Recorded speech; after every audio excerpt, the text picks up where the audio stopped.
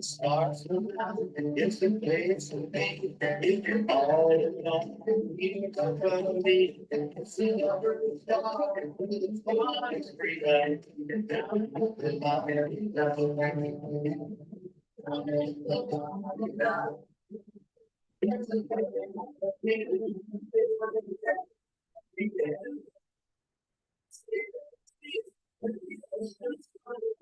Stay one thing. Yeah.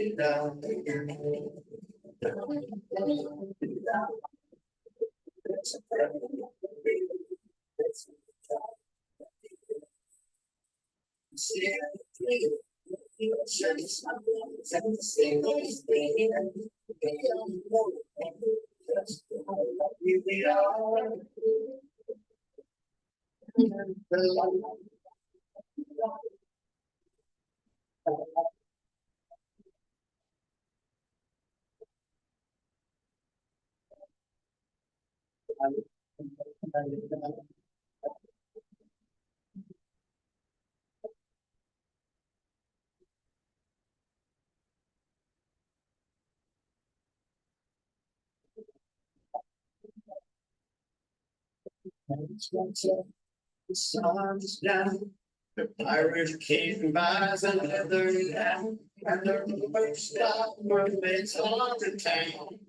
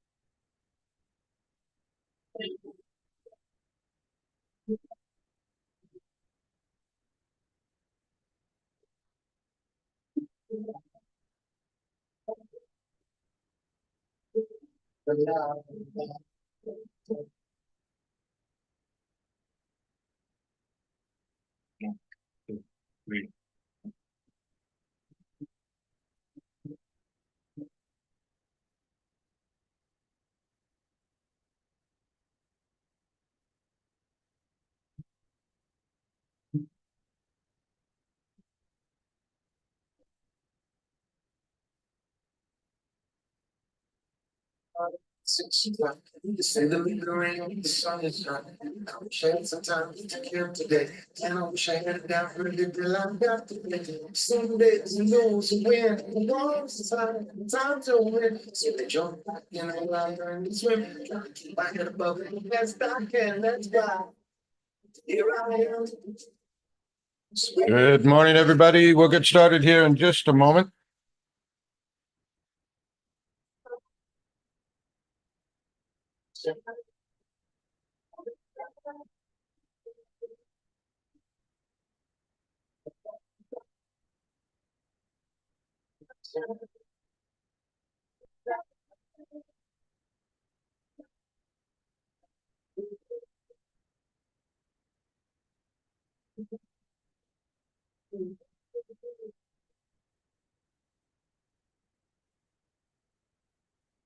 What's up, man?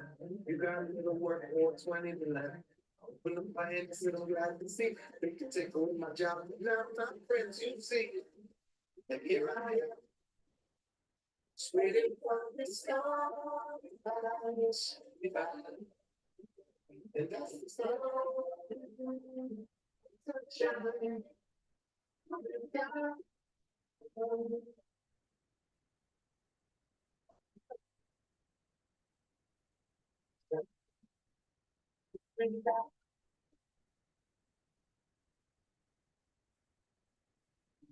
With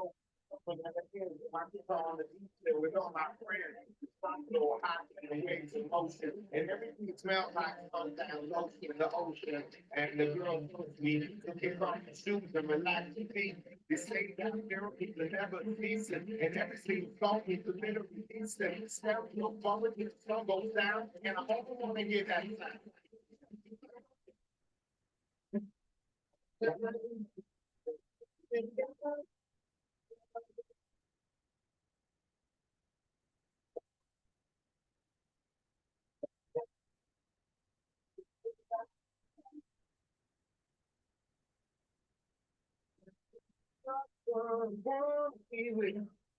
When the sun goes down, you're one be with. When the sun goes down, you're one be with. When the sun goes down, you're one be with. When the sun goes, that's the sound.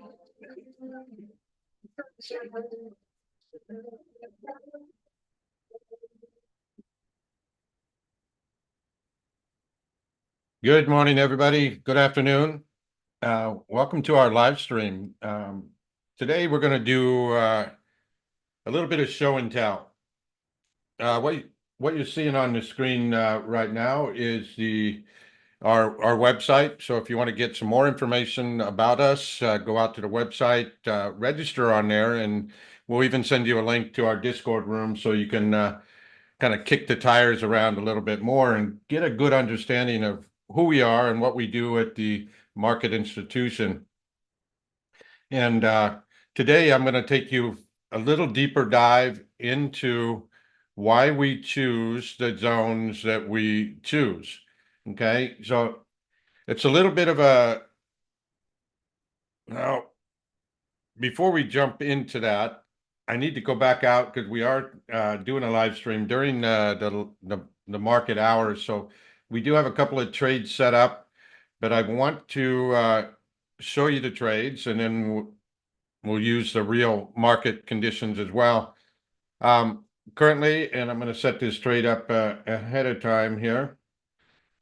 44,015. So we're going to be primarily looking at futures in this little live stream and doing some examples on them as far as the trading side of it. As far as going into the research and me showing you how to find these levels and zones, where to look, I will be using a variety of different products. We use crypto, we use stocks, futures, options, okay, Forex. All of them tend to have the same characteristics. So I see that the Dow is pushing higher. We just filled an unfilled opening gap, which is good, kind of getting some of the past things out of the way. And these are good benchmarks to look for price to come back up to. But we do have a prep screen zone, and I want to help you understand what we do with the prep screen zone and how do we forecast these market turning points ahead of time. Okay. But before I get into all the details and looking at that, I do need to set this trade up, and we're going to set this trade up to sell short right around that 44,015. What we're anticipating at this point is that there are still some leftover sell orders. Okay. So I'm going to come in there, I'm using some micros on this. So I have minimal risk. My risk now is up to 44,119. Okay, so I do need to put a protective stop loss in that.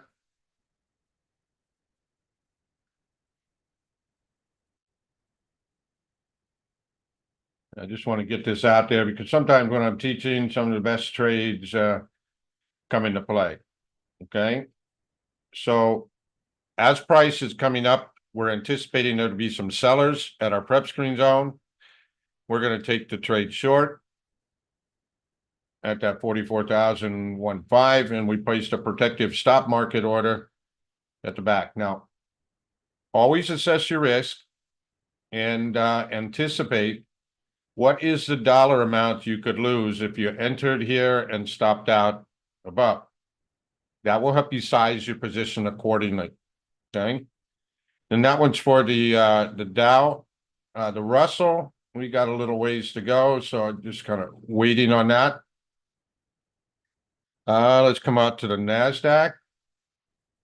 And NASDAQ, we're in between zones, so it's going to take a little bit longer. You can see why it chose the Dow, because it was closest to where we would have an entry. And the S&P also getting closer to that unfilled opening gap. Once that is complete, then we'll look for setting up a trade to sell short in our prep screen zone about 6,395, 3 and 75 cents, or 6,004. Remember, the S&P trades in quarter point increments only. So if you see a different number other than 0, 25, 50, or 75, just go to the closest one. Okay. All right. We do have let's see, gold is still continuing to push up. We're cautious about gold at the moment as we're watching where price is on the daily chart with the 50 simple moving average. Now we are anticipating a sell territory or a zone up there about 26.92, 27.18, but we're not quite through the 50 simple moving average yet. Okay, often that can be a little resistance. Okay. Now, each morning we post some trade opportunities. Now, as far as our subscription services in our live trading room, these come out pretty much every day. I have about 16 charts that we're looking at. These were the picks for today. We have copper pulled back into a demand zone. We're looking for a push back out on copper, a breakdown on the British pound. We're just looking at the break of that support.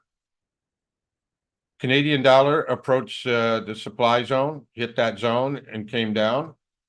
And our current trade that we have, it's kind of a boring one, is corn. Okay. And corn came back up into our zone. We took the first trade down, pocketed a few bucks, and then as price came back up and left the zone again, we jumped back in this morning. Okay. We have a target 422 and down 414. Where we're looking to go long would be about 413. Now, what I'm describing right here is our trades, our routine. How do we gather that information? In today's live stream, I want to take a few moments to help you validate, verify, and in this industry, don't trust anything, always verify the information, okay? So I'm going to give you some very specific details about this, okay? It's not everything because it's just a little 30-minute, 50-minute segment here, okay? So there are some things that I won't be able to cover throughout this. Oh, sorry, back down. Yeah, let me bring that YM back up. Okay, 44,015. And let's go back over to the. There we go. So we have the picture. Now, what I'm going to describe today during the live stream is why that area, why that entry, that stop loss, the location, the picture, okay? These pictures over here on the left-hand side of the chart are where we see that big banks and institutions were selling in our sell territory, and they were coming in and buying down here at support. Once all the orders from the buy orders ran out, price went right through that area. Now, what we look at in all of this is we anticipate that there's still some leftover orders. So what does that mean? Well, leftover unfilled orders, what that really means is that the big banks and institutions are moving massive amounts of contracts, shares, lots, so on, okay? When they put their initial order on, there's not enough orders on the other side to take it, to finish fulfilling their whole order. They just can't hit a market order, it kind of sweeps the books. So they have a fixed range, a fixed price that's going to work for them to either get out or get in to a position. Very often, they do not get filled on their whole order that they are placing, okay? So what does that look like on a price chart? Well, we have a sell territory and support, which gives us the clues. There were more sellers or more sell orders. I don't want to make this real personal. Because when we're looking at a price chart, the only thing that really is going on here are transactions. Okay. In fact, the price chart is a reflection of a transaction that has already happened. So the left-hand side of the chart gives us a lot of clues to see where banks and institutions created an accumulation of sell orders or have an accumulation of buy orders. And as price returns to that area, we anticipate that there's still some leftover orders there. Okay. And we use those areas to forecast where the market may change direction. Okay. So as we get started in this, and did that help, Greg, with that? Okay. Along the way, please ask questions. My team is monitoring the questions from the live stream. It's also monitoring the questions in our chat. And I love to answer those questions along the way. In this industry, a lot of times in speaking and instructing, a lot of times people will say, hey, wait till the end and ask the questions. Don't do that, okay? If you have a question, ask it immediately because there's several other people that may have the same question, okay? Now, I'm not going to get sidetracked. I have a certain amount of information I want to cover and some specific details on this, okay? But ask the questions. Don't hold them back, okay? So let's go through a little formality before we get started. The information contained in this presentation should not be construed as a recommendation or an offer to buy or sell any security or financial instrument. Additionally, information contained in this presentation does not imply the suitability of any investment strategy. We are not licensed brokers or investment advisors. All attendees of this presentation and purchasers of our content are encouraged to speak with a licensed representative of their choice regarding the appropriateness of investing, trading of any investment, or any trading strategy. Throughout our presentations, we're using real-time market data and will be executed trades in a simulated account. No offer on our part respected a sale or purchase of any security is intended or implied. And nothing contained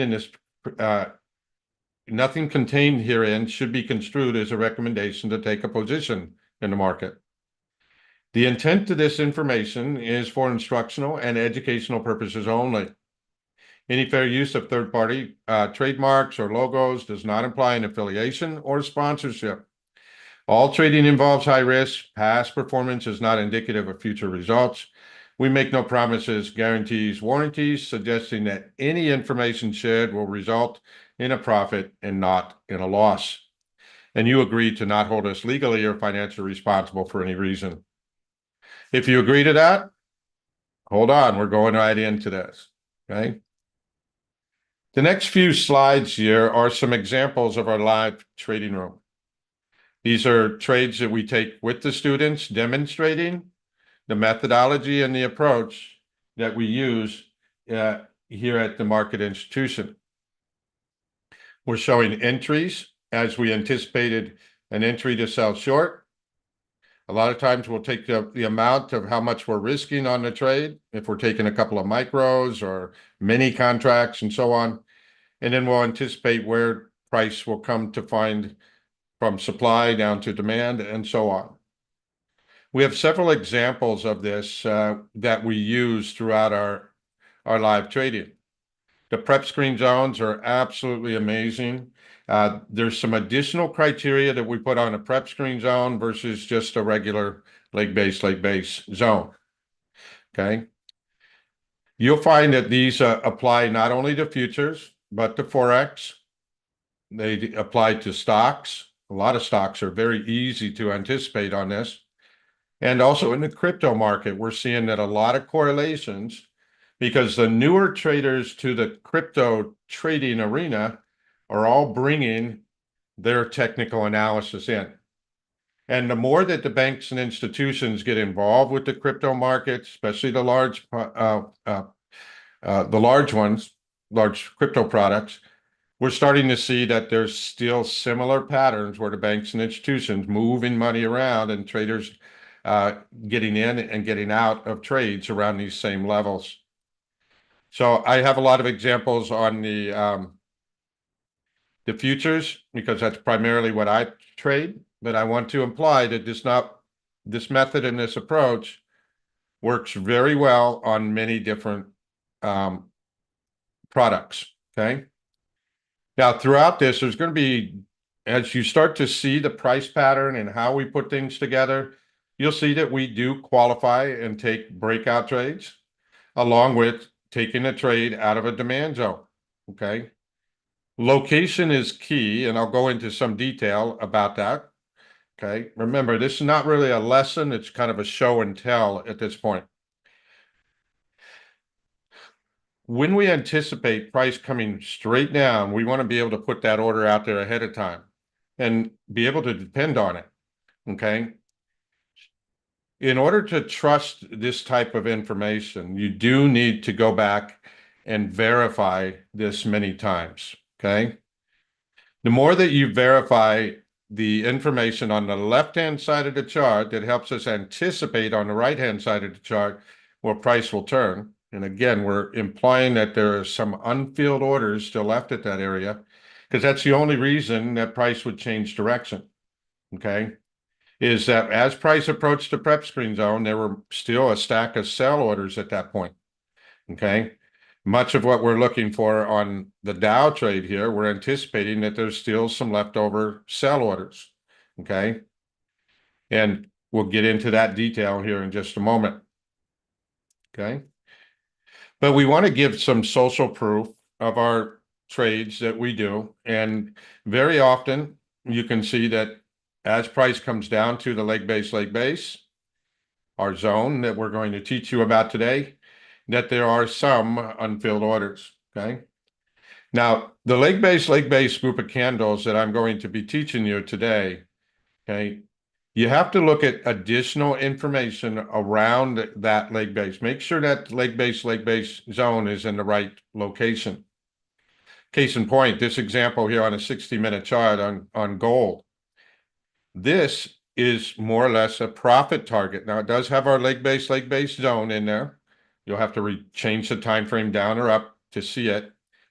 But that zone right there is in the wrong location to have a longer term trade applied to it.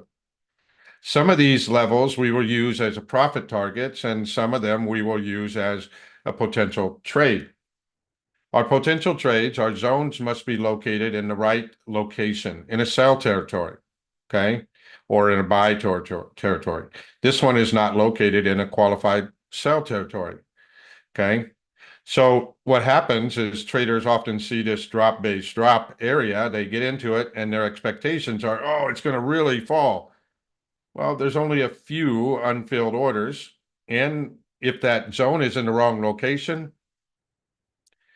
it's not going to hold. Okay. So there are a lot of entries that we have. Okay. Not a lot. There's 2 entries we have. Once we establish our support and our sell territory, you can anticipate taking the breakout trade. But with each breakout trade, you must look left to make sure the obstacles are clear. Hi, Donna. Thanks for your question. When we say, I'll come back to that gold example. We qualify a sell territory and a buy territory, okay, by using support and resistance. okay, which I'll get into in just a few moments. What we are looking for at a support level, and as you see the support price bounced off of support, that means there were more buy tickets at this point and price came back up into the sellers. Sell tickets above, buy tickets below. And this is where that battle is between the buyers and sellers. When one of the stacks of orders becomes zero, okay, at this point, the buy orders became zero and there were still sell orders up above. How do we know the buy orders became zero? Because price went right through that support. Over here, we do not have a qualified support area. Okay. We don't have the battle between the buyers and the sellers. Okay. So this is a leg-based zone and can be used as a short-term counter trend trade. There might be some unfilled orders, but the larger stack of unfilled orders is going to be located within a sell territory or buy territory that's qualified by a resistance or a support area. What that does is it frees up additional ways to take trades. For example, on this corn trade, we took the breakout after it tested a speed bump. Now, I'm not going to get into those details today because I want to give you enough information to verify the information I'm sharing with you. And once you verify it, you will most likely have the desire to learn more. Okay. So the first few things that we do is give the students enough information so that they can go back to the left-hand side of the chart and start understanding what they're actually looking for, what that picture looks like on the price chart. And we start that off by saying, hey, where do you desire to take a trade? Okay. First, we have to become aware of what does a perfect trade setup look like. Okay. So let's come back out to I'm just going to randomly pick a couple of stocks here. Okay. I don't know. Does anybody have a suggestion on a stock that they would like to look at? You can post it in the chat or on the YouTube channel, and I'd be happy to look at it. Okay. So I want to look through a couple of charts here. And there we go. Let's start off with this one, and then I'll get into the details. In trading, okay, we have different places on the price chart that we're looking at. Okay. For example, on this Procter & Gamble chart, how many would love to get into a trade right here going long? I mean, isn't that a beautiful move to the upside? Okay, we'll come back and look at those two as well. ARM and GBP, JPY. Thanks for submitting that. Nobody can anticipate that turning point from this part of the chart. What we have to anticipate is the price. Look at how price fell. As price falls like that, that is not everybody selling. It's a lack of buyers. Okay. I guess there are some selling in there, some people going short. Okay. As the momentum picks up. But it's not a great place just to jump in without having any information, just kind of press the button. Okay. So price is falling right here because of lack of buy orders. And the algorithms are processing orders, trying to find a large stack of buy orders in order to offset the lack of buyers. Okay. They're dropping to find the buyers. And once they find the buyers, price rips right back to the upside. So if you have a desire to get into a trade here, you're going to have to look over to the left-hand side of the chart and get your clues. Okay. Now, I'm just going to start off this presentation by talking about our leg-based group of candles. Okay. I'm going to use a study. We call it the Doji tool. And basically, it just puts a little blue dot on every candle that is what we call a base candle. And I'll get into those details in just a moment. we need to have a sequence of those candles, okay? Colors matter, and you may have to adjust the time frame up or down to get the exact picture, okay? So when we're looking at a picture perfect past trade setup, okay, we desire to get into the trade over here. I want to find any evidence over here on the left-hand side of the chart that was present, okay? Now, when we have a big gap down, we have to anticipate that that is a big red candle, that, okay? A big drop, so a leg candle coming into that.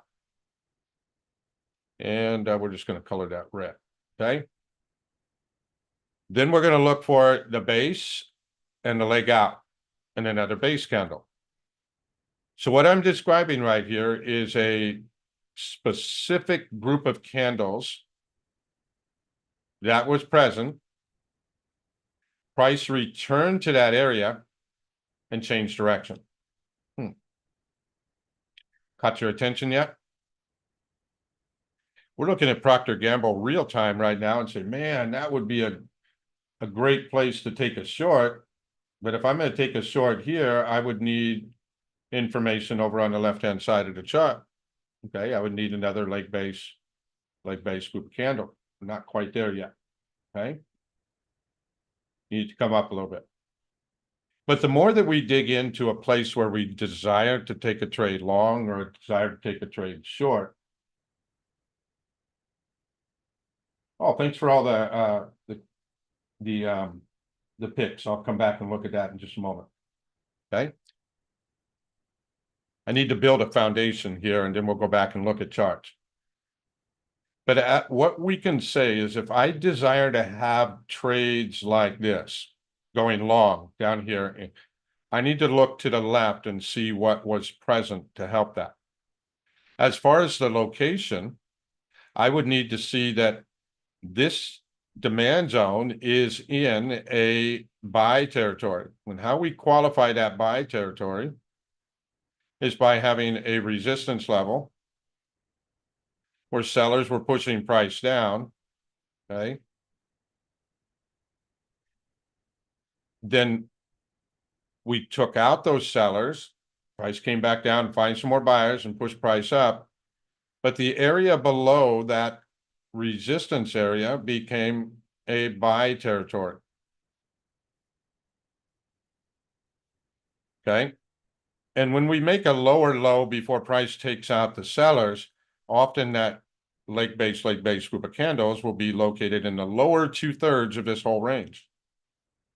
So what we're discovering is that if we want to forecast market moves ahead of time, the information over on the left-hand side of the chart is imperative.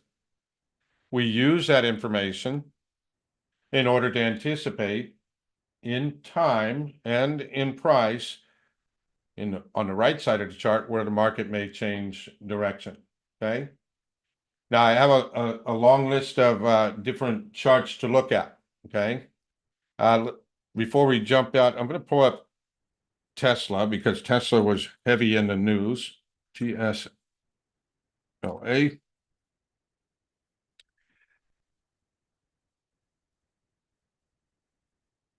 And let's see. I thought I had that one already drawn out here. Well, we'll come back to this one in a few minutes. I think, do we have it on a daily chart?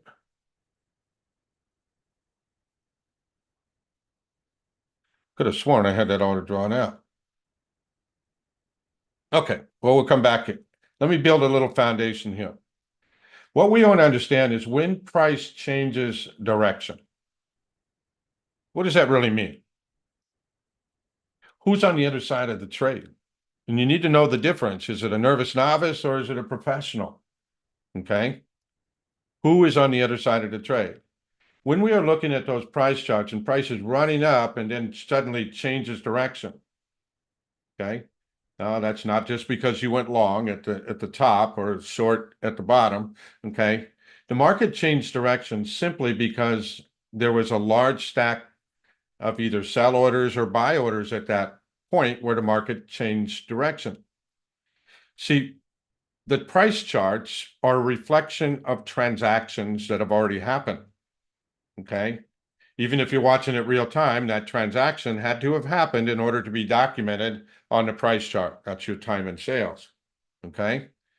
So when price changes direction dramatically out of an area, it simply means if, let's say, price is dropping, hits that area where there's a large stack of buy orders, then the algorithms that run the market for the most part and help process orders for the floor traders, basically they kick in. All they have is buy orders. So if there's only buy orders, then the market price has to go up to find the offsetting sell orders. Okay.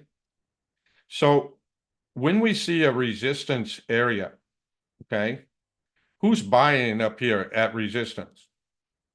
Well, either people covering a short or a novice thinking that it's now time for a breakout. Okay. The origin of any move in price is where supply buy orders or sell orders are out of balance, or supply and demand are out of balance. Okay. This is where we find high probability trade, low risk, and high reward. Now, each one of these turning points is not the place to take the trade. See, as we hit resistance at this level many times, okay, all it's telling us at this point is there's more sell tickets than buy tickets in this range. Okay, resistance. And resistance can be a range, just not a straight line. Okay, but the area below that resistance is where we find all more buy orders than sell orders. And if you look at the size of the resistance versus the size below it, it implies that there's a lot more buying going on down below this resistance area than there is selling at the resistance. Okay. So you want to get an idea and kind of take the emotions out of here and say, yep, there were just more sell orders than buy orders. That's it. Right. More sell tickets than buy tickets out of resistance. Right. As we use that information, okay, price, once it takes out the sellers at resistance, that buy territory becomes active. And within that active buy territory, we look for that leg-based group of candles. And we anticipate if and when price returns there, there's still some unfilled orders. I mean, after all, this was a buy territory down below, which I'll describe in just a moment here. And there was more accumulation or buy orders coming into the market than there were sell orders. So maybe those brokers or those traders did not get their whole order filled at the same time, okay, as they put it in, and price rallied away from it. Big banks and institutions, they have a fixed level where they can buy or sell to make the deal work, okay? So they don't chase price, okay? So when price starts leaving their area, they just kind of wait, okay? Now, those orders are still pending to buy as a limit order. And if and when price returns here, we see that in this example, we see that price came up, okay? There were more buy tickets than sell tickets. Now, we could use this area a couple of different times, okay? Each of the leg base are places where we can look for additional buy orders, okay? So I'm now going to go into describing a little bit of that picture. And then I'm going to walk you through some trade examples, okay? Or some example. Now, I do want to imply there is a process of getting down to the leg base group of candles, okay? This picture on the price chart, and yes, everybody trades based on the picture on the price chart, okay? Or there's a picture in their mind of how price has been moving. Most traders in the marketplace look at a price chart before executing on a trade to help them manage risk and assess profit potential, okay? But how do they scope it in, okay? Some traders say, oh, I only use a 60-minute chart or only use a daily chart and so on. But see, when you limit yourself to a specific time frame, the picture varies a lot. Okay, and then if you're using multiple time frames, you're going to see that the picture varies even more. Okay. Anytime that we're looking for a supply zone or a demand zone, we need to have that step-by-step process in which we go through. Okay. And I'm going to walk you through that briefly on how we do it here at the market institution. We find a resistance or support. Step one. Step two, we identify a sell territory or buy territory, which is the area below it. Step three, we identify the structure, because you'll see that there's various different structures that are formed in the sell territory and the buy territories. A lot of them are patterns that are recognized by novice traders, cup and handles, pennants, flags, head and shoulders, inverse head and shoulders, base breakout. So, I mean, almost every chart pattern that we look at can be identified within these buy territories and sell territories. So it's important to kind of map out the structure, because that will associate you with the potential move out of that structure and help you assess and manage your risk based on how you perceive that information. So we document that structure. If we recognize it's a head and shoulders pattern or a reversal pattern versus a continuation pattern, then we trade accordingly. Okay. So support or resistance, a buy territory, or sell territory, identify the structures, and then we look for what area within that structure to look for our leg base group of candles. Today, I'm just going to show you what's going on with our leg base group of candles. But there is a process that gets you to this result. Why is this important? With the leg base group of candles, we can assess our risk ahead of time. We can size our position to fit your risk profile or how you manage a trade. Whether you're risking $100 or $1,000 on a trade, you would be able to properly size that position if you know what that range looks like. Okay. Now, a couple of things to keep in mind. When we're looking for the leg base group of candles within a structure, if we make lower highs, very often you're going to find the leg base group of candles in the lower 2/3. If you make a higher high before price takes out the buyers here, the zone is located in the upper 2/3. And just the vice versa, when you're looking for in the buy territory, making a lower low first, you're looking closer to the pivot point. When you make a higher low, you're looking closer to the breakout. A higher high or a lower high can often be associated with reversal patterns, whereas lower highs and higher lows can be within a trend. And that's always important to reference a higher time frame to know whether you're within the trend or whether you're looking at a potential reversal. Support occurs where downtrend is expected to pause and concentration of demand. Okay. So basically, price comes down, hits the level, more buy tickets and sell tickets, bounces up, finds more sellers, come back down, find the buyers, ran out of buyers, and it broke through. Okay. Now, the structure is important inside that sell territory. Lower highs, we look for the leg base closer to the breakout point. And breakout trades are often easier to participate in when you're within a trend. When you make higher highs, often the zone is located a little further away from the breakout, and you get these little fake out breakouts. Okay. But understanding that support is just simply there's more buy tickets and sell tickets at that range. The above area applies that there's more sellers than buyers. Resistance occurs where an uptrend is expected to pause and typically due to concentration of supply. Supply can be anticipated as there's just more sell tickets than buy tickets, okay? As well as demand more buy tickets and sell tickets. Each time price tests the resistance level, more and more orders are being filled. So you can imagine if there's a large stack of sell orders here, each time price hits that area, the stack is getting smaller and smaller until there's no more sellers left and price breaks through. Okay? That's what resistance is. In order to have an active demand zone or an active supply zone, price must take out the opposing sellers to qualify the buy territory, or take out the existing buyers to qualify a sell territory when the zones or the levels become active. Okay. So we got an idea of what the area looks like.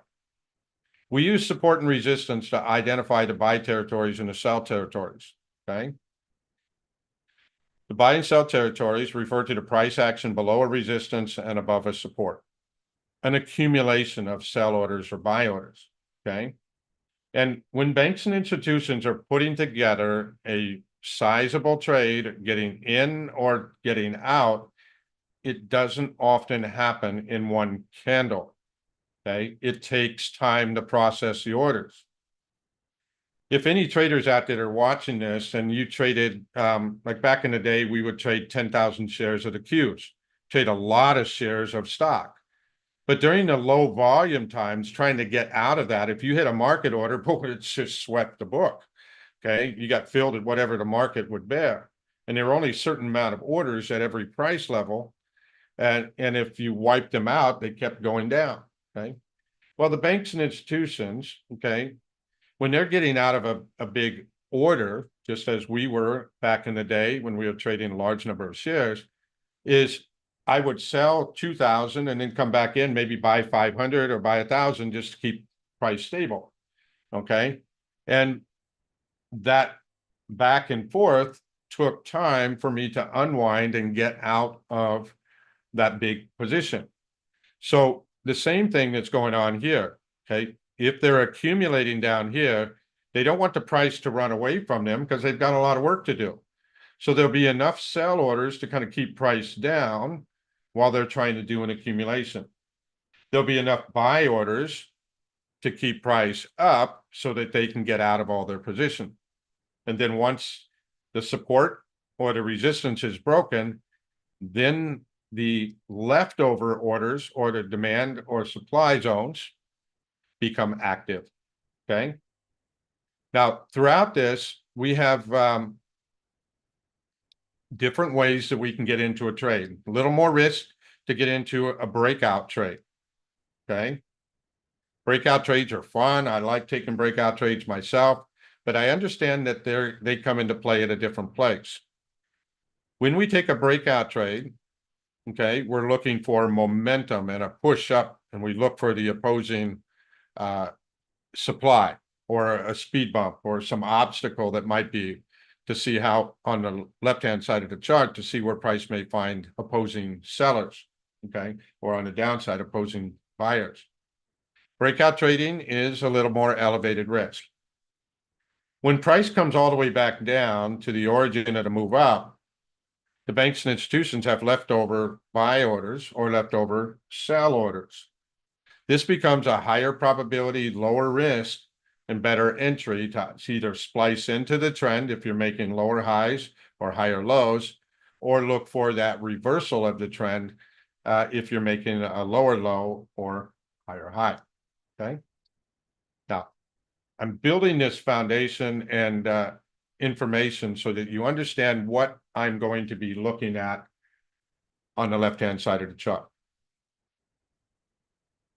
This presentation and this live stream is to help you find a desired trade. Now, first, you must understand, what is a desired trade? Okay. Well, we did that first one on Procter & Gamble, and let's see, we have the next one. Let's bring up MSTR.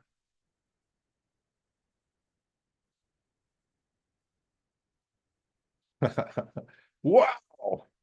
Yeah, that one's in way in no man's land. Okay. But as we look at this one, where are we on the map here? Okay. So I'm gonna drop down to a little smaller time frame. I'm gonna go to a 480-minute chart. Because adjusting this minute by minute is a little easier than adjusting for the day. When you're looking for this right picture, the time frame doesn't matter. Okay? You may have odd time frames. You may have a 13-minute chart. You may have a 28-minute chart, 37. Okay, it doesn't matter where you find that picture. Okay, looks like the data is coming up. Let's find one that I've already downloaded. Let's try ARM. Kind of waiting on that. So as I come back to, I'll find one that we've already downloaded. Let's try Microsoft here. Okay. So I'm using the left-hand side of the chart, and that's how we learn what happened on the left-hand side of the chart. Okay. We are looking for a perfect trade, what we consider a perfect trade, okay, in our mind. And that would be, in this example, I would say right here, that would be a beautiful place to go long. Now, most of you don't even pay attention to that anymore. They just say, there's no way I would have anticipated price going down to that level. Okay. There's no way anybody could. Well, when you look over to the left-hand side of the chart, and you're saying, what was over here that would have helped me get into a trade here? The first thing that we're going to talk about today is, what do you desire to create as a trade opportunity? Well, I desire these type of trades. I just want price to dip in and rip out. Okay. And if you have questions along the way, please ask them. Don't hold off on your questions. Okay. So I desire to get into the trade here. Doesn't everybody?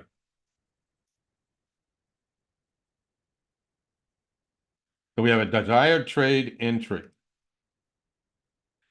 Today's live stream is about what information is over here on the left-hand side of the chart to help me achieve this desired trade.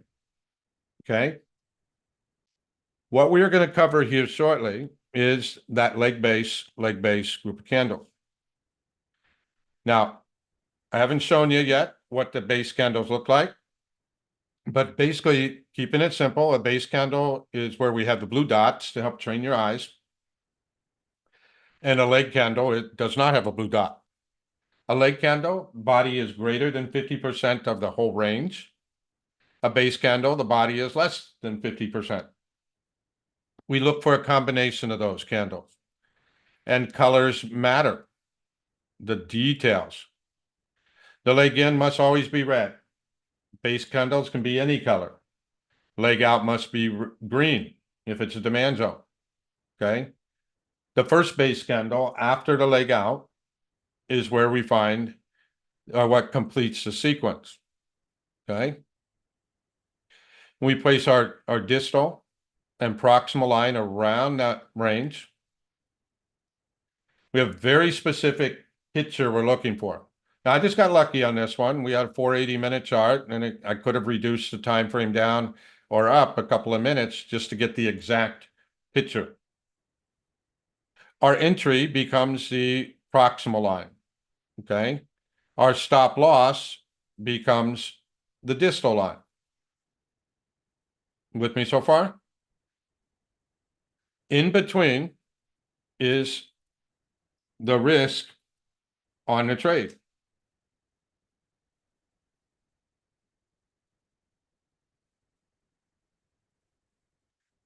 Okay. Risk. So we're going, hey, 375 to 366. You're going, oh my gosh, I can only risk $200 on a trade. Well, that might mean you can only trade 10 shares on this, depending on the price level and so on, and count size. Whatever you determine as part of your trading plan and your risk profile, okay, and if it's $50 or if it's $1,000, whatever your risk profile is, you must be the one to determine that. But identifying using the leg base group of candles, okay, That can help us look for that range and that risk. Now, here's the desired trade that we wanted. Now, as we back out, we say, well, wait a minute. This information was present. And when price came back down to that range, it changed direction. The leg base was there first. The pullback into that demand zone, price changed direction. Okay. So the information on the left-hand side of the chart is very, very powerful. And if you break it down even a little further, you can see that there was a resistance. And see, it's a little hard to do on this. You're saying, well, that just looks like a rally, base rally. Price rallied up, base sideways. Okay. Well, let's look at this a little more in a magnified way. See if we can get closer to that turning point. Okay. So from a 480-minute chart, let's drop down to a 60-minute chart and review this. Now I'm going to come back in and look at some of the details, okay, and go over them with you. Okay, this was the area we had our desired trade.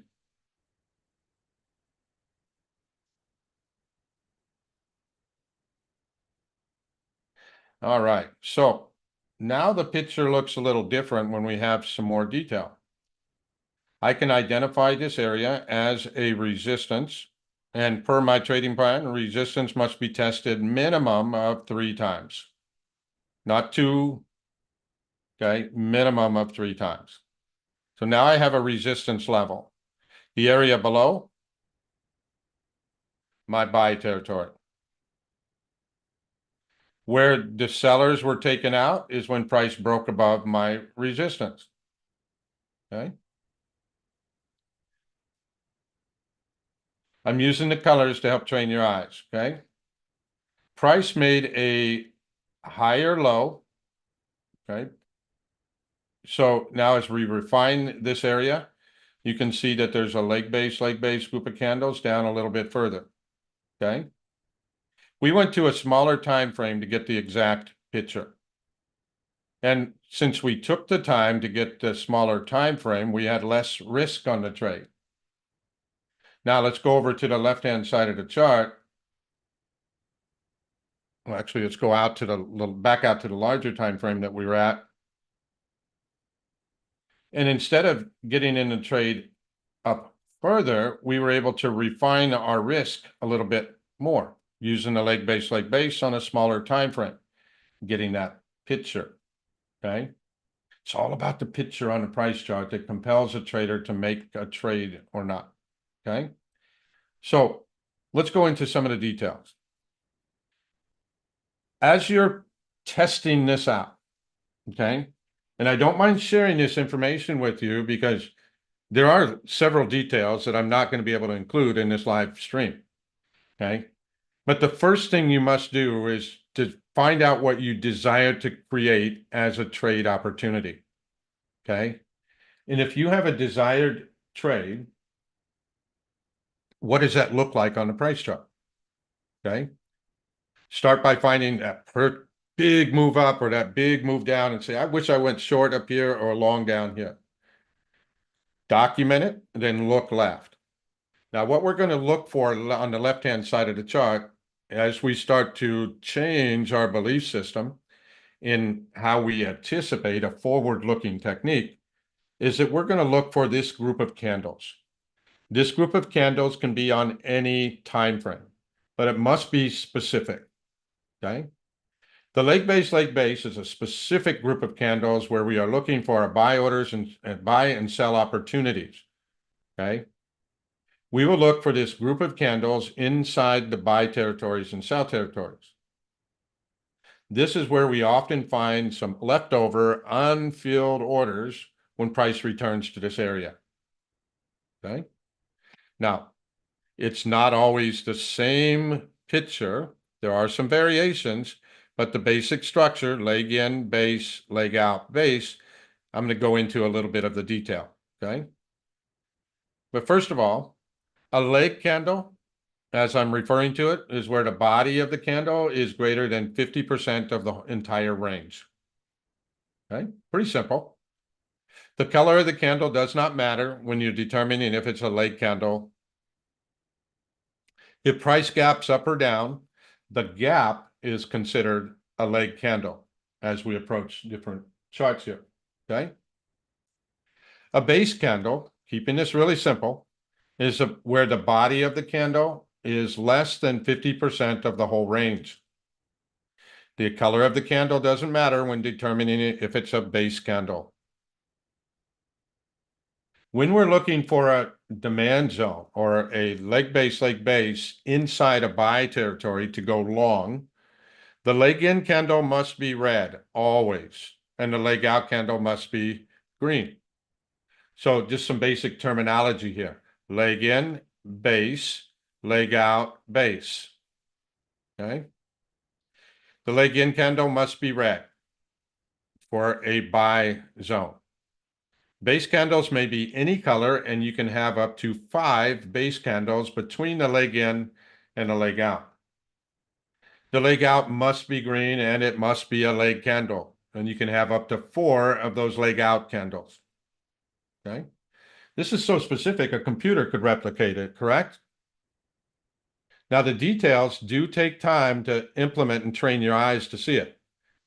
Takes approximately 100 times for you to rewire that picture and get it solid. The base candle after the leg out, first base candle after the leg out, concludes the sequence. Leg in, base, leg out, base. It's a sequence of candles, a group of them. Why do we use that last base candle after the leg out? Well, that helps us identify the range of our risk. Okay. Now, here are some deep variations of that. Leg, base, base, leg, base. I can have 1 to 5 base candles between the leg in and leg out. Leg in, base, base, leg out, leg out, leg out. I can have 4 leg out, up to 4. The first base candle after the leg out or multiple legs out is what concludes the sequence. Now, very often you don't have a lot of base candles. You have maybe 2 or 3. 5 is the max. As far as the leg out candles, we see most often 1 to 2, okay, but you can have up to 4, okay? And that would help you determine whether the zone is large or small.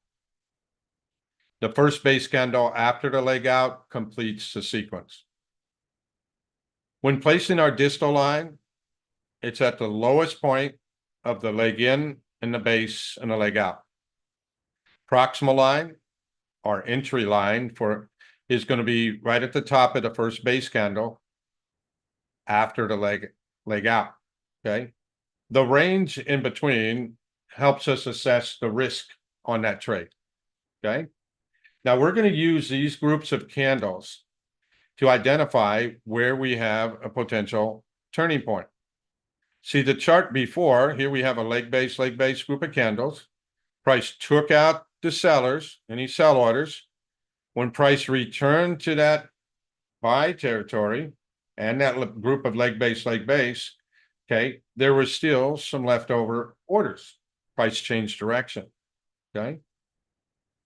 For the sell zone, leg in, base, leg out, base. The leg in must always be green and it must be a leg candle. You can have 1 to 5 base candles between the leg in and leg out. In a sell zone, the leg out must be red and must be leg candles. You can have no base candles in there. If you do, just adjust the time frame up or down till the picture is perfect. Okay, so perfect that a computer could replicate. Why is that? In the beginning, you need to verify this information to see if it fits within your trading plan. Okay. If it does not fit within your trading plan, then hey, this was just another lesson. Okay. But you need to verify very specific information, not somebody's fuzzy logic about, oh, it's that area you're looking for a turn. It rallied up, it based, and then it dropped out of there. Okay. Well, that's too fuzzy. Must be very specific so you can validate it in order to make the subconscious and the conscious mind act Okay. If it's not quite right, your subconscious mind is going to come up with a lot of emotions and say, "Oh, I don't feel good about it." Okay. And of course, the subconscious does not handle the motor skills. So the conscious mind takes over and starts making the trades, even though you feel bad about the trade. Okay. We need to understand how the very specific nature of a very specific trading plan eliminates the emotions. You know your risk ahead of time. You plan and assess that risk based off of your trading, size your position accordingly, based off of your trade plan. Okay. And then you execute on it. If you're stopped out, hey, it fit within your trading plan. Okay. If it moved to the opposing zone, okay, you have great information. You'll look for the next one. Okay. 1 to 5 base candles between the leg in and leg out. I can have up to 4 leg out candles. First base candle after the leg out completes the sequence. Some combinations: leg in, base, base, base, leg out, base. Okay. Leg in, base, base, base, leg out, base. Remember, we can have 1 to 5 base candles. Okay.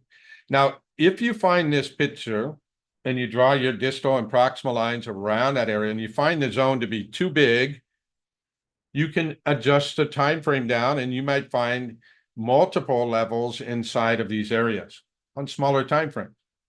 Very often, if you have a wide zone, you can adjust the time frame down, and very often there's 2 to 3 zones in that same area. Depending on how you assess risk in your trading plan, you may want the smaller zone. You may miss a trade or two, okay? But again, it's based on how we manage our risk in the trade, okay? The very highest wick, tail, or shadow of the entire leg in, base, leg out is where we place our stop line. At that point is where there were no more buy tickets and only sell tickets. And the algorithms kicked in looking for the buyers. Price dropped out of there, okay? That's your stop loss in a sell zone. The first base candle after the leg out is where we place our entry line, okay? I'm trying to keep an eye on that trade. Let's go back over to the Dow. We were waiting on that one. It's getting close, okay? Now today, we already saw this one work on the Dow, okay? We had our buy territory. Price broke above, created the Globex high. Price came back down, found a leg base group of candles, and then bounced off of it, okay? So the pictures that we're using on the price chart, okay, we have to know if a level has been used, okay? Now I already have my order parked out here for the Dow ahead of time. I'm also watching how price is arriving to that. And that's important. What time does it arrive at that zone? Between 8 a.m. and 11 a.m. Eastern, we find that in our live trading room, if price is intersecting with a supply zone or demand zone on the quarter hour, that it stays, that the zone is more reliable. If it approaches a zone early and enters that zone earlier than the quarter hour, we take it as kind of an active income trade and we don't stay with the trade too long, okay? All right, so just double checking on the trade. Now, as you are refining your area, okay, ultimately we want to get down to the smallest point, which is the leg base group of candles. Along the way of adjusting the time frame, you might see these consolidation areas like a drop base drop or rally base rally. You might even find that wick over wick area. These are different pictures, but if you start drilling in to each one of these areas, okay, if you look at right in between where the wick or the candles overlap, okay, and adjust that time frame down, first level, you're going to come into wick over wicks, then you're going to come into drop base drop, rally base rallies. And then if you look inside that area, you're going to refine it down to the leg base group of candles, okay? For our sell zones, leg in must be green, always. Leg out must be red, always. Base candles can be any colors. For our buy zones, the leg in must always be red. The leg out must always be green. Okay. You are going to need to verify this information. And in order to verify that information, I've already given you enough with the leg base. Your job now is to find a trade that you desire to have and take the time to validate. Go over to the left. Is there a leg base there? Okay. Could you have taken that trade if you knew about the leg base group of candles? Okay. So while we're testing this out, we're going to go look at charts in just a moment. And the way that we're going to assess it during this live stream is we're going to look for, man, I would love to go long right down here. Now, in order to anticipate that long entry ahead of time, thanks for that, Kenneth. I would need to have information over here on the left-hand side of the chart. Now, again, we're studying the left-hand side of the chart right now to learn and recondition the way we look for our desired trades. So this was my desired trade. Looking left, we identify a resistance. We identify the buy territory, okay? We start breaking it down until we find that the time frame down till we find the leg base. Once you identify the leg base, you start to, it may confuse you a little bit, okay? Because you found something that was here that predicted a turning point with risk, okay? All trading involves risk. But to know that risk ahead of time and develop the sensitivity that you can forecast turning points in the market, okay, by using the information on the left-hand side of the chart, okay? Here's a sneak peek, and I'm going to go through these slides really quick. After you complete Mastering the Charts Part 1 and Mastering the Charts Part 2, Mastering the Charts Part 1 is our foundational course where we break down and give you additional details to help refine these turning points, which I'm going to review in just a few moments. As part of going through that, one of our subscription services is we support that each week by going back over trades that were taken in the live trading room and doing an assessment of how did we arrive at participating in that trade by using a pre-market routine? How did we set up our day? What did we look at? Part of the Mastering the Charts review and recap session, supporting our students that have taken the course, okay? And this is a place they can ask questions. We can also do some live trading and find trade setups, okay? But it's very imperative that you review this information and you're constantly rewiring the brain to look for these areas. So Mastering the Charts recap and review is a recap of our daily overview. We check what's in the news. We look at economic reports. We have zones that we're looking for, and these are the prep screen zones, okay? And this is an example from the November 20th, and we can see that Dow trade that we're looking at, it's approaching. It has not arrived yet, but we already have our orders setting out there ahead of time. You can see right here. Oh, I want a sell stop, not a buy stop. Almost did a rookie mistake there. There we go. We want to sell short at that point, okay? And then we'll place our stop. Now, we'll come over and look at this a little bit later. But what I want to point out is these zones are prep screen zones, are a little better qualified zones, which are meaning they're in the right location, and they were formed during the regular trading hours, not in the after hours or extended markets, okay? These zones were created when the banks and institutions were most active, okay? Economic reports, and then we have an assessment of what we're looking at. We have students that have been tracking things like trading crude oil and natural gas, Miss Chris is one of our, I mean, she's been studying this for 123 weeks now, each week, gathering information. And I think it took her maybe about 70 or 80 weeks of doing this and simulating the trades. And then all of a sudden it just switched over to the live trading and just been flying. Okay. I'm always excited to hear how she's putting the information, but it does, how you put the information together, it does pay to do the studying. Okay.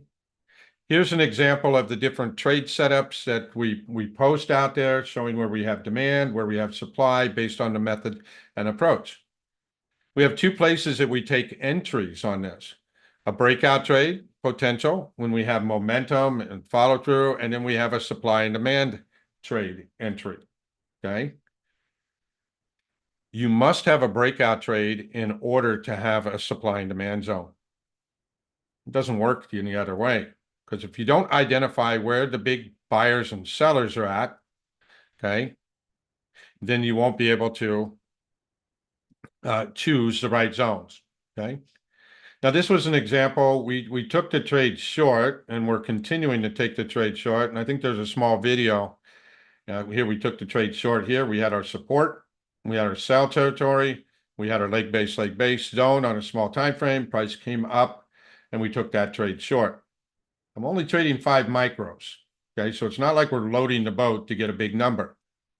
Most traders don't trade with hundreds of contracts. Okay, we trade with a couple of micros while we're learning. Okay. These are trades that we took with students in the live trading room. It's how we support each other. What I love about my team is as I'm going through the live trading room and verbally teaching, is I'm going over and they're taking notes. This is what they come up with from what I was saying in the pre-market. When the market opened, they had enough information from our pre-market routine, what to watch for, what to look for. Yesterday was last trade date and a report day. So are key pieces of information that we keep reminding ourselves about. And these are things that are outside the price chart that directly impact when we're approaching a supply zone or a demand zone. Okay. All right. Now we built to, oh, we're right there. Almost. Let it work.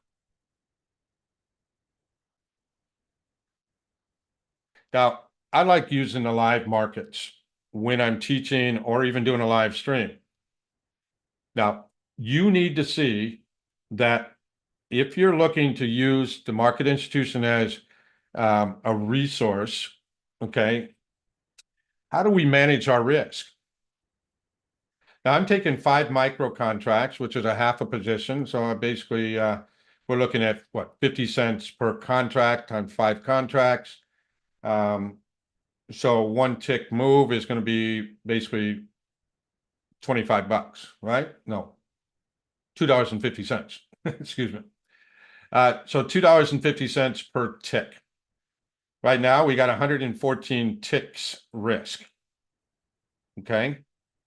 Now, if you could only risk $100 on a trade or $200 on a trade, whatever you plan to risk on this trade, you would take the size of the zone, okay, how many ticks, and then you would divide it by how much you can risk, which would then tell you how many contracts you could trade. Now I'm using 5 here. I want to now recognize I'm in the trade. I still have risk on the trade up to 44,119. Okay. So I'm going to come up to 44,119.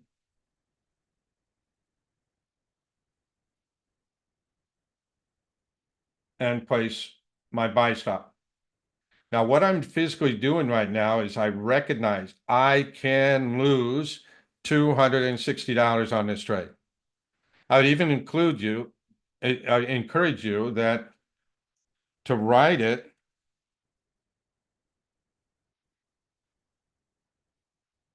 on the chart. Okay. Now, you're in the trade and price is going against you a little bit. already your mind is going nuts, okay? When that starts to happen, that's because you are taking a trade and you didn't accept your risk ahead of time. I get stopped out just like everybody else. I choose a zone in the right location and I anticipate the trade is going to work. Now, why would I anticipate the trade is going to work and not stop me out? This is where we come back and start doing our picture perfect trade setups. Okay. So there was ARM. Let's see if the data came up on that ARM. All right, ARM. Yeah, it looks like we're just starting an up move right here. So if you decided to get in the trade today, okay, you look over to the left, identify the leg base group of candles. We have a leg in, base, leg out and base. Distal line, proximal line. Okay, the leg base is present, price change direction. Okay. How about using this entry? Well, using this entry, I have to look over to the left. See, the fascinating part is you already know the trade works. What you're qualifying and looking for is, was there very specific information right there that I could have used? It helps if you put a vertical line on the leg in and you put a vertical line on the leg out. That helps isolate the group of candles. You place your distal line and your proximal line around it. And again, you recognize that that group of candles was present, price change direction. Wow. That's pretty cool, isn't it?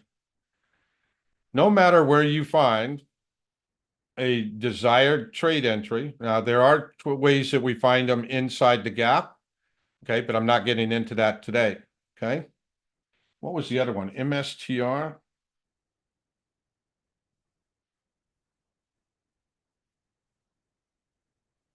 Okay. Now this one we might have to go down to a smaller time frame to get into this, okay?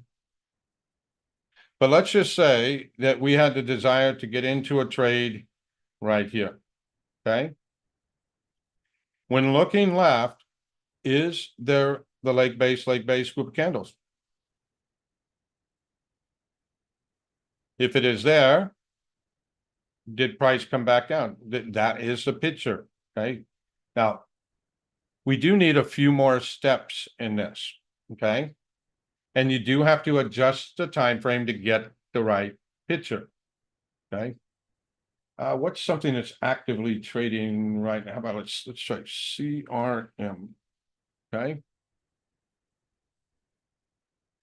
Okay, now on a large time frame, we're looking at this. Now let's drop down to, let's start with a 20-minute on CRM.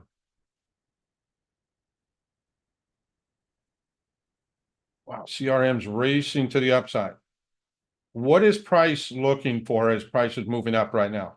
Is it looking for more buyers or is it looking for sellers? What do you guys think?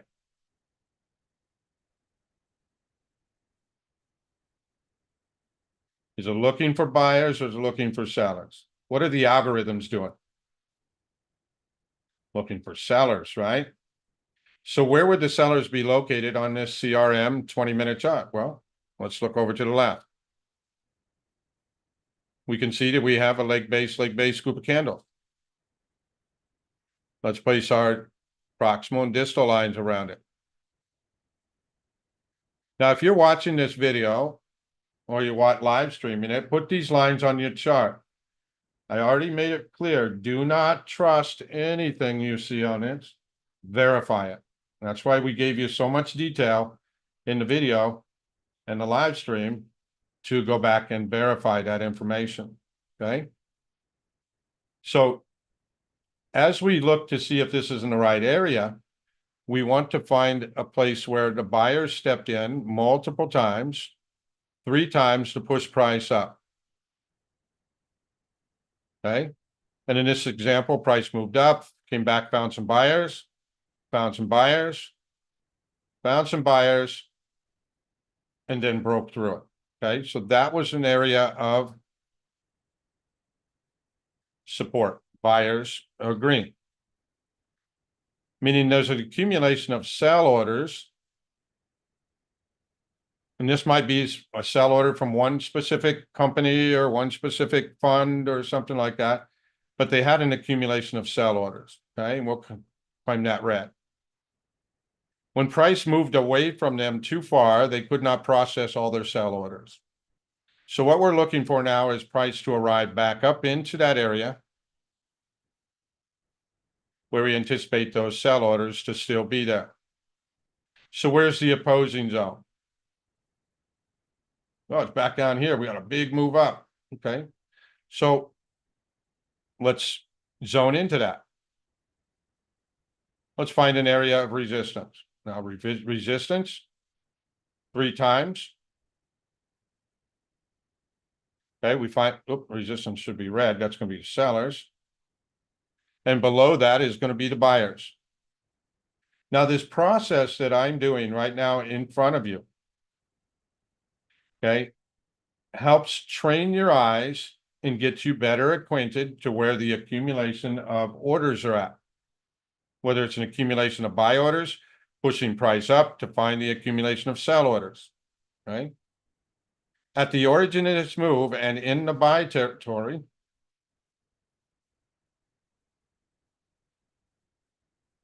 let's look for that group of candle.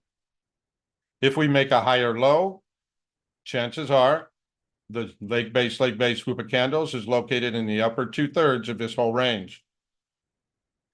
Let's put a vertical line on the leg in for the buy territory. Leg in must be red. Vertical line on the leg out. In between the leg in and leg out, I can have up 1 to 5 base candles. In this example, we had 4. The first base candle after the leg out completes the sequence.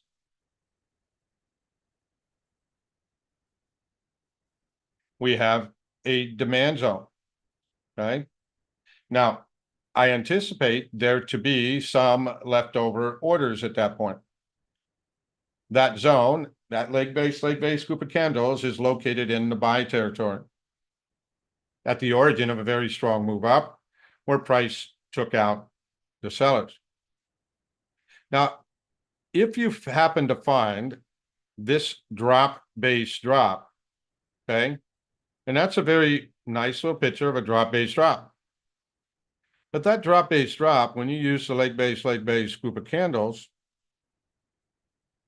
that zone is in the wrong location.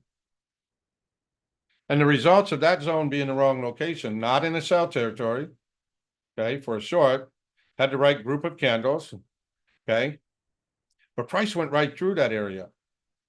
And often traders that use a base drop, they're scratching their head saying, what happened? Why did it go through that?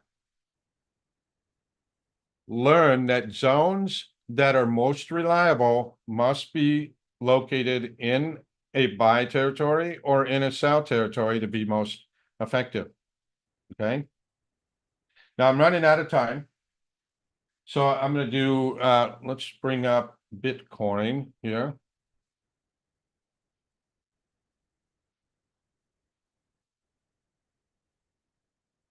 Now, Bitcoin, come out a little larger time frame. Bitcoin is on a run, okay? It's on a tear. But as I start backing out, what I'm looking for is this reliable on Bitcoin? Well, heck yeah, I wish I would have got in right down here. Before that massive move up. So by now, your eyes are already getting familiar with looking for, if you have a desired trade, you need to start looking left. What was over here that revealed that there were some active buyers wanting that. Okay. Step one, find the resistance. Step two, identify your buy territory. Remember, this is our desired trade right here. Okay. And as you start looking in that area, you see there's a gap. Remember, the gaps count as a leg candle. Now, we could go to much smaller time frame, but that picture is there where we have the leg base group of candles, and where we could place our proximal and distal line around that area. We see that this information was present. Price took out the sellers, came back down to the leg base group of candles. Price changed direction, and we got a desired trade. Let's drop this down to a 20-minute chart. How do we splice into a big bullish move? Okay. Well, it all starts with finding where you have resistance and support that's qualified. Okay. I have a resistance level right here. Below that resistance level, my buy territory. Price made a higher low before the breakout. Now, once price breaks above the sellers, then that becomes an active buy territory. We're looking for that leg base group of candles within that buy territory, aren't we? We made a higher low before price took out. We're looking in the upper 2/3. Let's place a vertical line on the leg in. Let's place a vertical line on the leg out. Now, in this case, we had leg in, base, leg out, and the base. Place your proximal and distal line. Now, what you're also becoming aware of is that you missed the breakout trade. And you can see that often if you don't have the right information, the breakout trade can quickly pull back on you, stop you out only to continue. Supply and demand trades are a lot more easier, less risk, and have greater potential for what you desire to create, a big running trade. Okay. Remember, this wasn't made up with just one or two contracts. This was made up of somebody with a lot more money coming in. And all we're doing is saying, hey, they didn't get all their orders they wanted. So they're probably waiting for price to come back to them. Now you can break this down into any time frame and get the fractals. It's the same pattern each time. And depending on how aggressive you are at trading, okay, whether you use really small time frames or whether you use really large time frames, okay? Now, I intended to keep this live stream kind of short, but it's going a little longer than I anticipated, okay? Now, I know this area has been used. We got a break above, okay, and then price pulled back, and you can see right in the middle there, even on a 2-minute chart, that there's a leg base group of candle, okay? So the price pattern doesn't change when the banks and institutions are involved, okay? Now, as we come back to wrap up our session, whoops, one more time. I want to see what's going on with my Dow trade. Okay, Dow trade is going deeper in the zone. Remember, my risk is $260. We're now against this 137. I still anticipate there to be some sell orders here. I took the risk on the trade. I'm managing that risk. Make sure that.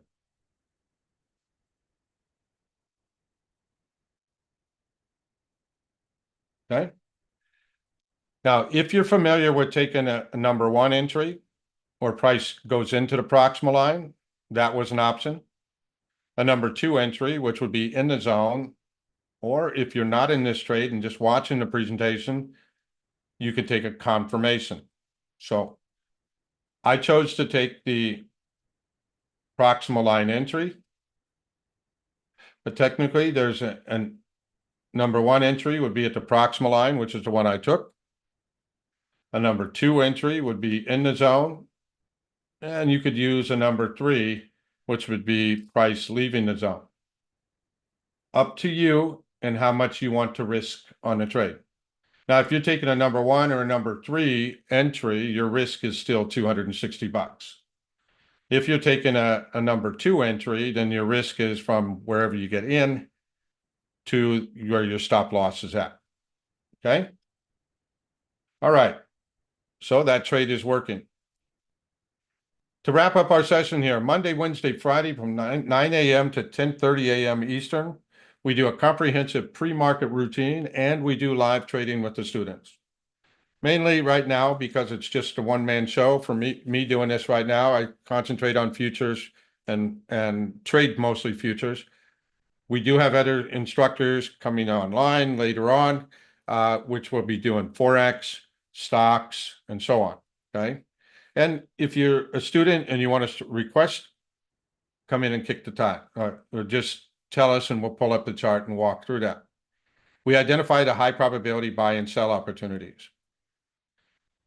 We do have a pre-sale going on here, pre-Black Friday. Okay, today's the 21st, and that's when our Black Friday sale starts tomorrow, but I think it's active today. Is that correct, team? It's already active. Okay.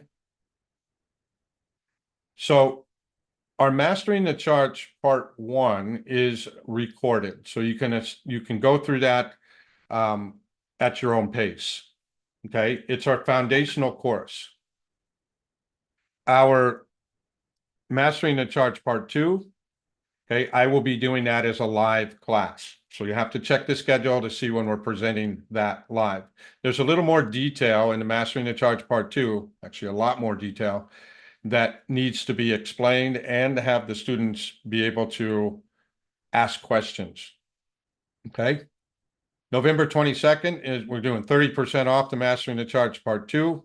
And you got 25% off to the combo package, which is part 1 and 2. Okay.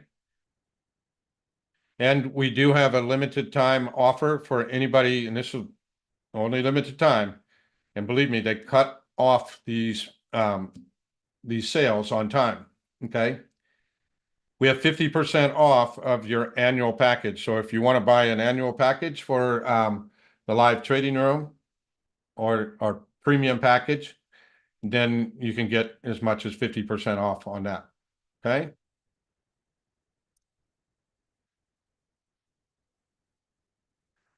There you go. So if you just like to follow us and check things out, okay, on X, we are at jmans1111, and we're at Learn with TMI. Please keep in mind, we do not trade for other people. We do not solicit for money or crypto accounts or anything like that, okay? We are strictly educational. We do not trade other people's money, okay? And I don't trade for private clients. So if you get any solicitation or a message from that pretending to be me, it is not, okay? When it comes to that, you and I will talk directly, and then you can ask questions and make sure it is me, okay? Or my team. So keep that in mind. Always have to put that out there. We've had a couple of students approached, and we want to not have any scammers come in there, okay?